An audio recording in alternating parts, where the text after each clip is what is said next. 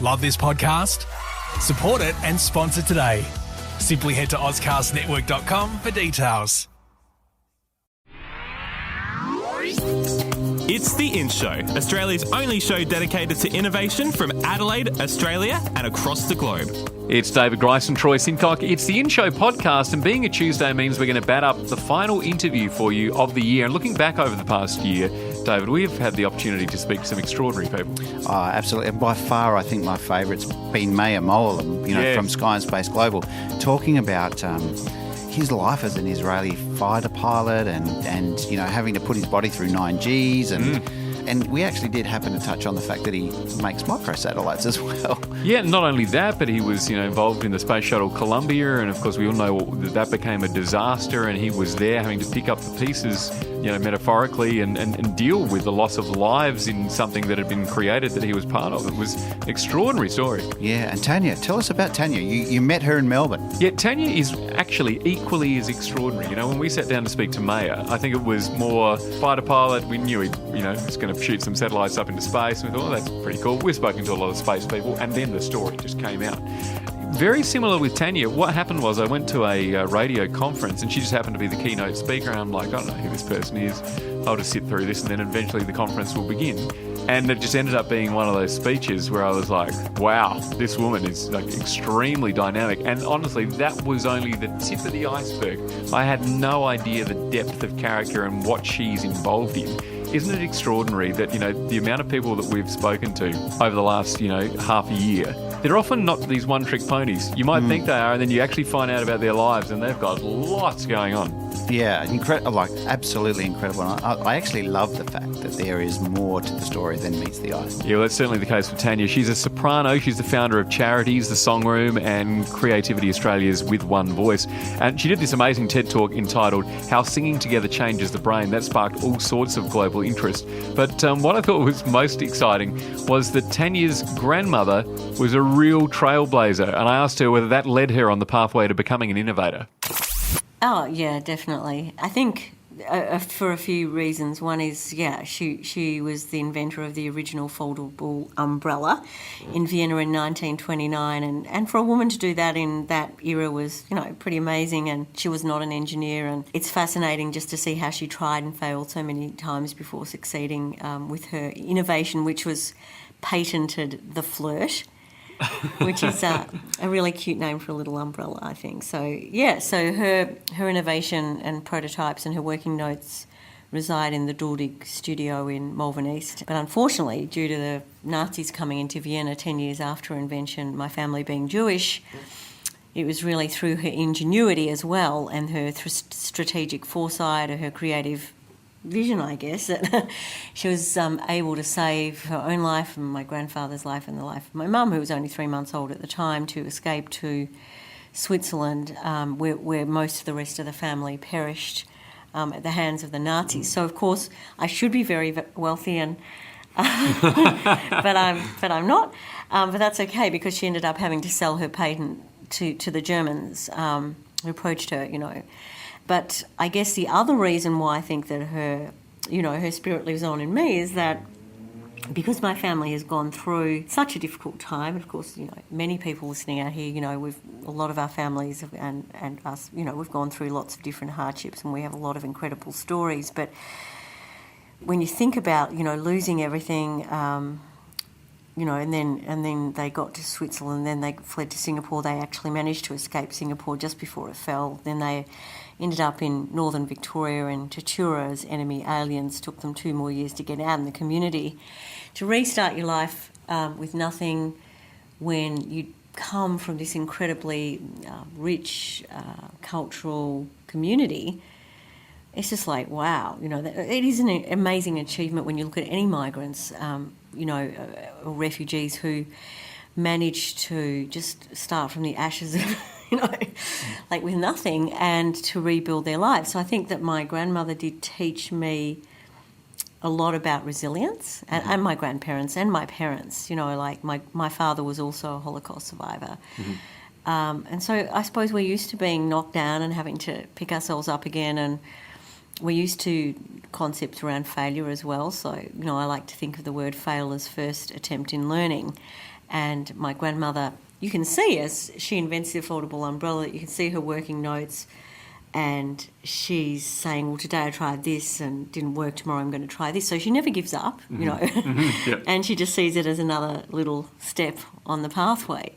Whereas, you know, a lot of people, if they fail once, oh, it didn't work, wasn't meant to be, it wasn't a good idea. And actually, no, you just got to keep going with it until you work out the way through, or pivot your idea until you can find a way to bring it to market or, implement it.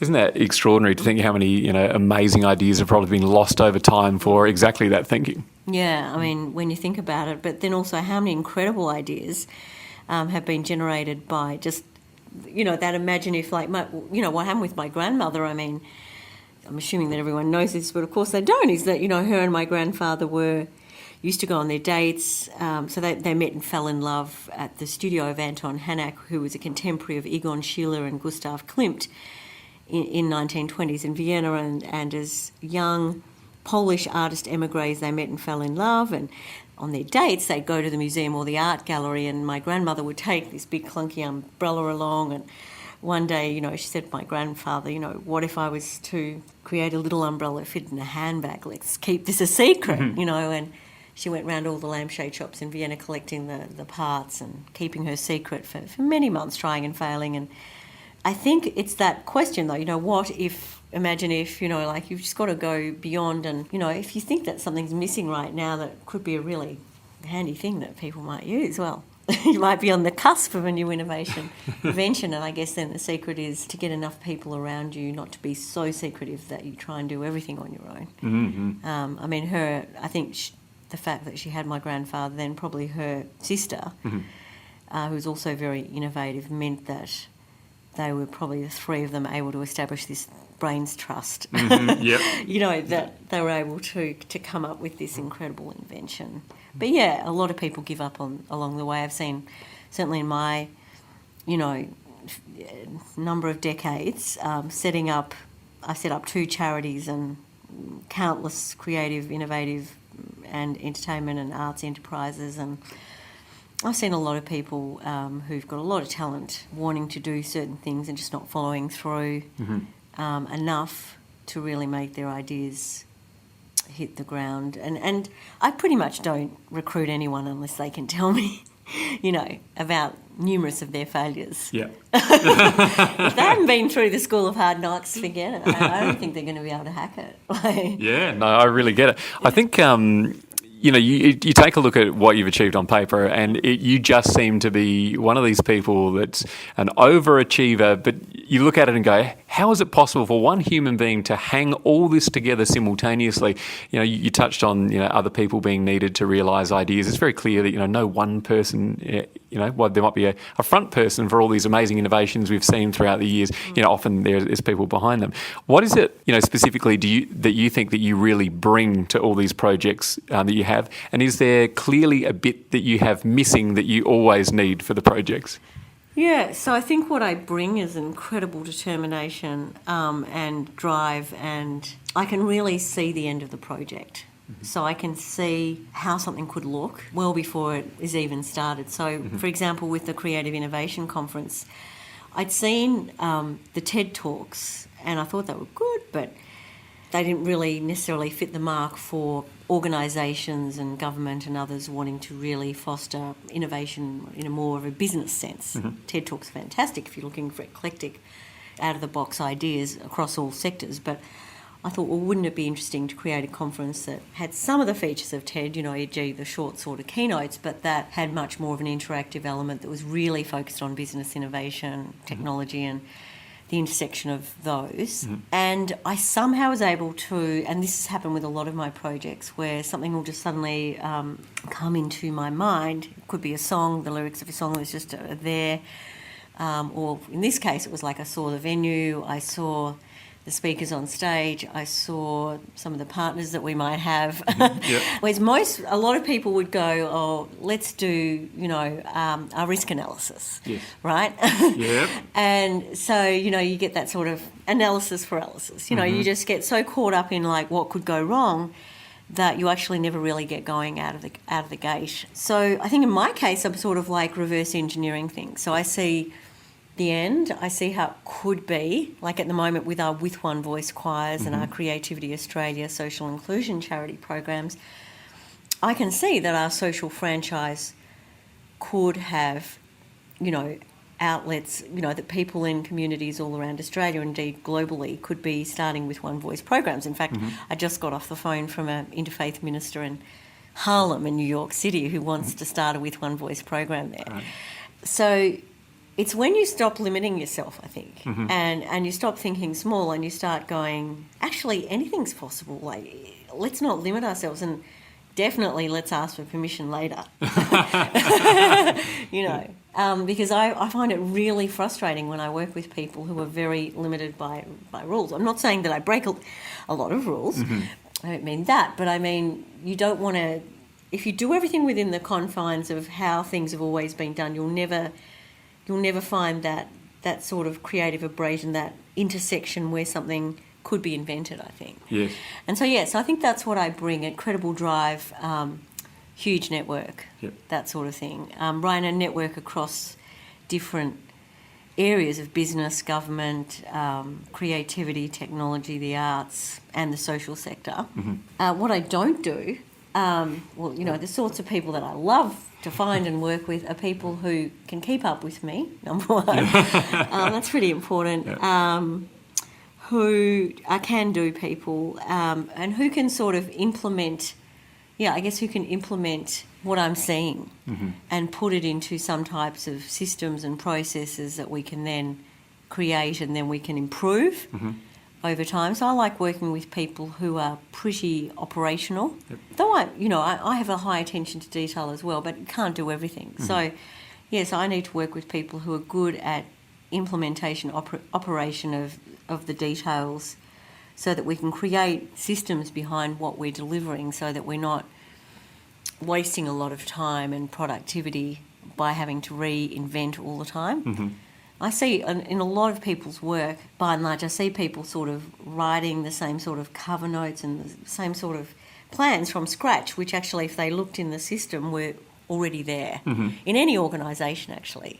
It's sort of like, actually, if you can get it and it's already there and just improve it, why wouldn't you? Do you know what I mean? If that's going to save you like days or hours or weeks or whatever, why wouldn't you do that? Definitely. What do what sort of ideas do you get from other people? Do you find yourself, seeking collaboration, or do you find yourself just putting those little 1%ers that you get from other people and implementing that in your business? Like, I get the feeling that you've got very strong views about how you need things to be, but given that you're constantly in this space where you can be influenced by all sorts of different people, how does that, do you think, contribute to how you operate? Yes, I mean, I think I am really heavily influenced by what I see and what I hear, and I do like to collaborate. Like, if you look at the Creative Innovation Global Conference, we have like hundreds of partners, and they range from financial partners through to media partners and supplier partners through to endorsing partners and creative artists and residents and speakers and just a huge array of different people. So I love to collaborate.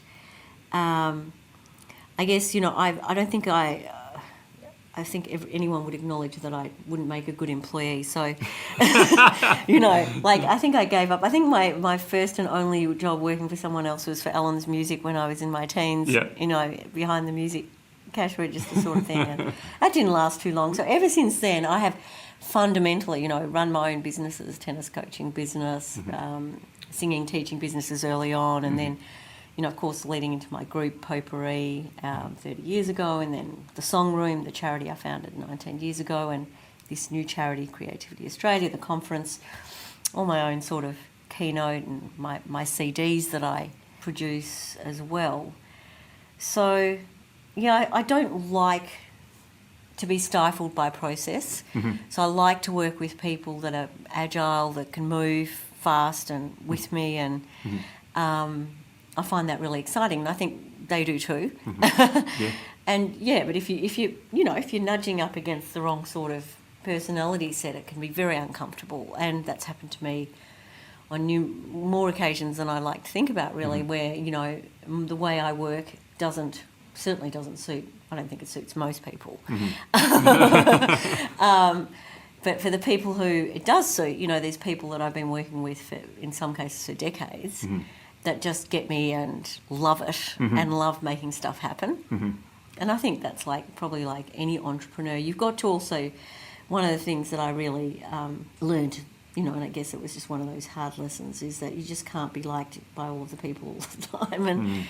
And I remember a management consultant who was very wise that I worked with said to me, you know, Tania, you know, you can expect that about, you know, 60% of the people are just not going to like you. They're not going to like that you're out there, that you're pushing the status quo, you know, and that in some way, you know, sometimes I think people feel that inadequate by the amount that I do, and it's not at all my intention. In fact, I just want to bring people along with me and help us to create a more inclusive and cohesive, healthier world and communities. But I think people feel intimidated by it sometimes, and so instead of coming along, they may be obstructive or negative. And I think it's also part of the tall poppy syndrome, you know, that we have still got very strongly in this country, where we look at high achievers and instead of celebrating them and supporting them, that, you know, we sort of try and find fault. And I think that's really sad, because we need a lot of people to deal with the challenges that we're facing now. Both in Australia, absolutely, we're not going too well at the moment, but also just globally as well. So we need any person that's, you know, able to just really feel empowered and be able to empower others. Really important people to have around. You seem to have this amazing ability to sort of bring community to everything that you do. Like, you seem to have a real deep love of people. Where does that come from? Look, I love people. I think people are really complicated, and I think at the end of the day, and where I've sort of come to now after years of personal development of all kinds. You know, I've tried every type of, you know, therapy and health regime, and just lots and lots of different techniques and strategies, from meditation to mantras to yoga to magic mushrooms. You know, I've tried everything, and I think that what it comes down to is really acknowledging that we are one. And so my work across all the sectors that I work in, from the choirs, which are called With One Voice, to the conference, which is all about breaking down silos between different sectors, to all of my work, which ranges in this really diverse sort of way, it's going, actually, guys, we're all brothers and sisters, we're all part of this one community. And it's that, you know, the ripple of the butterfly wing. You know, like, we think that our actions will not affect others, and they always do. And, you know, and someone like me has to be very careful of that, because, like, I hold a lot of energy, but that energy can be used for good or for harm. Of course, I try not to use it for harm, but, you know, if people feel overwhelmed by it, it can be a bad thing. So I have to be careful about that. But overall, I guess I'm very passionate about people understanding that we are far more one than we are separate. Yeah. Perhaps on that note, you know, we've touched on With One Voice a number of times in this chat. Perhaps you can just explain a little bit more about exactly what that is. Yeah, well, definitely. And in my TED Talk, How Singing Together Changes the Brain, if you watch through to the end, you can see a lot about the With One Voice program, as well as a lot more about how the right brain, left brain work or don't work together. So basically, one of the incredible things about singing is that, and being a soprano, I have researched a lot about the neuroscientific benefits of singing. And so when we sing with others, the right temporal lobe of our brain fires up, making us smarter, healthier, happier, more creative, improves our memory, language and concentration, heals people from strokes, Alzheimer's. Not only we breathe together, our hearts start to beat together. It's like this, I call it the super wonder drug. And through our With One Voice programs, we bring together people like doctors, lawyers, teachers, retirees, people probably listening to your program, that you classes included, fortunate, with people who are less fortunate. And this is very unusual. So people who've got disadvantaged, disabilities, unemployed, people feeling loneliness and social isolation, because we're living in the era of loneliness and social isolation. And so basically what we do is every week we bring together, you know, these two groups of people, and most social welfare programs will give a program to a particular disadvantaged group of people, like a group of elderly or a group of migrants, and give them a program that may or may not be beneficial to them. It may or may not lead to some outcomes. It may just keep them stuck in their box. So our program deliberately is about building the bridge of understanding and removing walls between people of, you know, diverse backgrounds, from all faiths, all ages, all backgrounds. So we have people from, you know, asylum seekers and refugees through to single mums and older adults who've lost their jobs, through, as I say, to people like us who come and through the neuroscientific benefits of singing feel empowered to ask for what they need in life. So we sing together. We sing all these awesome songs at choir practices all around the country. We don't have With One Voice Adelaide yet, which is where you're from. Okay. That might change. It's about that time. Yep. And so what happens is then people are given the chance through our wish list program to make wishes to one another. And these wishes are either read out or said out loud. And it might be that someone wishes for help with finding a job or a resume or a friend or learning English, the internet. The wishes are read out, and then literally people start to put up their hands and say, look, I could help you with that. Or it might be that you need your house minded or your pet walked for a week when you're going away or something. Sometimes, you know, some of the more fortunate people pay some of the less fortunate people to do tasks for them as well. But it's really quite beautiful, and what happens is people put up their hands, say, oh, look, I can help you with that, or I know someone who could. And over the last few years, that's led to over 2,500 wishes being granted, including literally lots of jobs being created. So work experience, you know, paid jobs, volunteering roles. We've had mentoring, people find mentors. We've had marriages. That we're not a dating agency. And it's just been like, yes, I call it the weekly miracle, because every week we get notes from participants in our programs who really they've come, in many cases, out of the darkness of depression and feeling very isolated and lonely, feeling separated, more on the left side of their brain, into this right brain, very creative, intuitive space that we create, and feeling like part of a much larger whole. Once people feel part of something, they feel that sense of belonging, that starts to really increase their potential then to give to others. So then we see that some of these disadvantaged people start to maybe take on volunteer roles in our choirs. So we have about 15 With One Voice programs going on at the moment in Australia, and they've 6 to 10 volunteers per program. There can be anyone from skilled people like yourself through to less skilled people who are learning skills to build their confidence to get work. And we've now started a social franchise program so that any community leader, conductor, person in community, anywhere can really approach us to use our video tutorials, our written guides, our mentoring helpline to start With One Voice programs in their communities and build social inclusion and wellbeing and stuff. But what we find is that a lot of these volunteers and some of the more disadvantaged ones will start getting their wishes granted. Maybe they'll get a job, maybe something will they'll get on the committee or whatever it is, and all of a sudden they start wanting to grant the wishes of others less fortunate than them. So you get this like circle of reciprocity that occurs. As people get something, they start to give, and you know, it's beautiful. And so you would have seen many outcomes, I suppose, that you didn't necessarily expect as part of the project. What I love too is that, you know, you've created this thing that really lives beyond what you created in the first place, and that you're giving ownership to other people. Yeah, and that's really important for us. I mean, we can't manage every program from a small, we basically have a very small team. Then we have volunteer board members as well. So I volunteer 100% to the charitable work I do, so I don't charge for that, obviously. And so what ends up happening is, there's only a certain amount of programs we actually do manage in-house.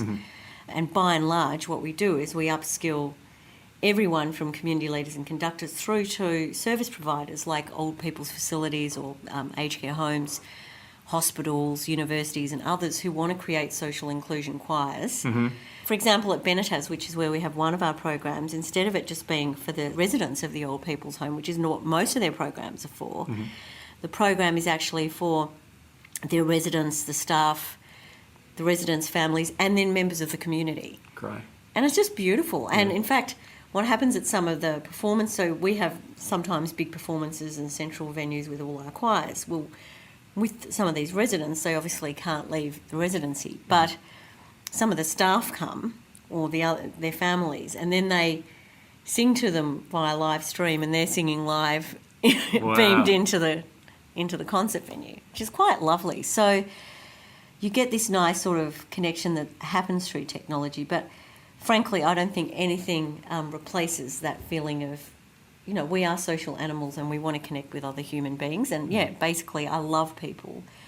I also find people immensely complicated and, frustrating beyond belief at times. But let's face it, technology doesn't innovate, people do. So, at the end of the day, we have to enable people to feel that anything's possible. Yeah, magnificent. Now, given all this is going on and you're giving so much back to the community, clearly using all the skills that you've gathered over time, and there's creativity rippling through everything that you're doing, how, in goodness name, do you actually find time to record your music and do your albums? Like, how does that work for you? Yeah, look, that's, and that's one of my big challenges is that, like my singing, my recording, just my performing, and I do a lot of keynote speaking as well. I mean, they're probably the true passion. And in terms of making the largest sort of global impact, footprint, whatever you want to call it, to, big groups of people, that's probably the best thing that I can do is to perform and speak to large audiences, as, when you and I met one another. Yeah. I guess for me it's about what I'm trying to do at the moment is I've spent a lot of time on the charity in the last period of time to make sure that the social franchise is in place in such a way that hopefully communities will be able to run with the tools and the mentoring that we're providing so that we don't have to have as much hands-on involvement, especially me. And in terms of the conference, well, I haven't quite decided, what we're doing next. So that my goal over the next few months is to try and focus back on my own passions, my own creative passions, my singing and keynote speaking. I've got quite a lot of bookings at conferences and events all over the world, which is exciting. And this year I did a keynote in Vienna as well, which is amazing. Wow. Because they actually came up to me, the European Patent Office, and approached me and showed me the patent online of my grandmother for the first time. Wow. Yeah, it was really good. So, but I love recording and performing, and this last recording, the Flying Free recording, the words just came to me for the Flying Free title track at Machu Picchu. I've got this extraordinary pianist, composer, musical director, Anthony Barnhill, that he and I basically worked together for ages in the studio. Beautiful arrangements. You probably heard some of it. I did. Yeah. I'm really proud of that. I just like it to get out there more.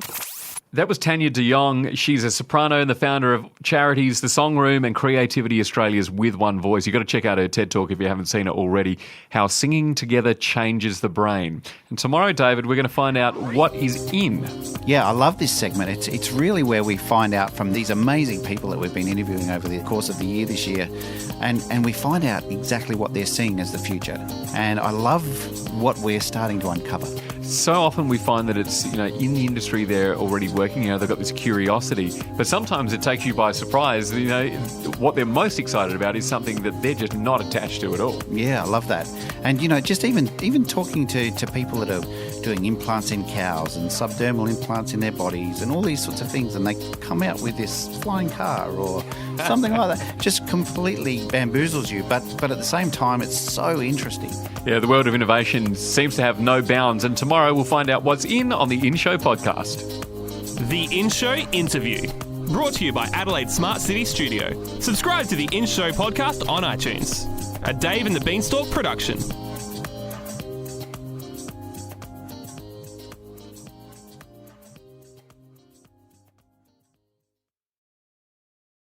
Love this podcast? Support it and sponsor today. Simply head to AuscastNetwork.com for details.